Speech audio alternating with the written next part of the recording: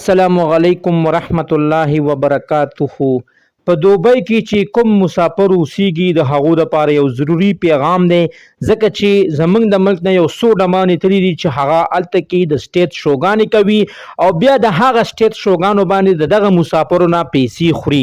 ملګرو همدغه مسافر خپل کورونو ته پیسې نه رالیږي او په هماغه ډمانو باندې هلته کې پیسې شیندي.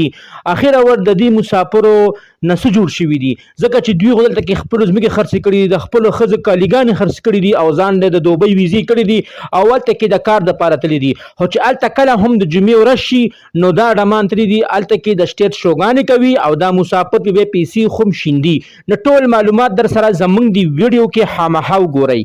که تاسو زموږ چینل کې نوی وئ نو بیا در سره زموږ د چینل محض سبسکرایب کړئ او خوا کې ورسره د ټلۍ بټن ووهئ چې تاسو ته زموږ خبر ډېر زر در رسي. ملګرو چې نن سبا د خیبر پښتونخوا کومې ډمانې دي، دلرات شوه، فاطمه ګل شوه، نیلم ګل شوه، فریخان شوه، دغه علیشه 007 شوه، دوی نن سبا پاکستان کې روزګار بند شوی دی.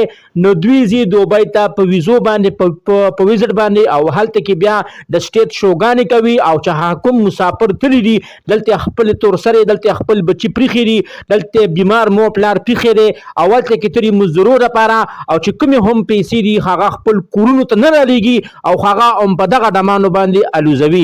مسافرو لږ سوچ وکړئ، تاسو هلته کې په دې سره غرمه باندې لګې وئ او د شیخانو سره کار کوئ په 1500 په درهم باندې او بیا تاسو هغه پیسې کومه یو جمعه چې کومه جمعه باندې چوټي نو هغه ځای او هغه په هغه ډمانو باندې الوزوئ. لږ سوچ سمج کوئ، لږ ځان کې اختیار راولئ، د داسې ډمانو نه بالکل ځان ساتئ، ځکه چې دې ډمان خو زموږ په خیبر پښتونخوا کې هم ډېر ځوانان تباه او برباد کړل.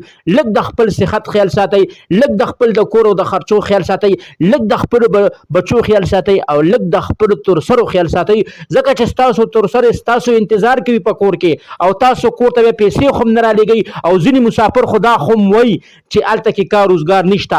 ملګرو چې کوم مسافر وایي چې هلته کې کار او روزګار نشته نو تاسو د دوبۍ سټیټ شوګانو ته لاړ شئ نو هلته کې به ناست او په هغه ډمانو باندې به پیسې شیندي.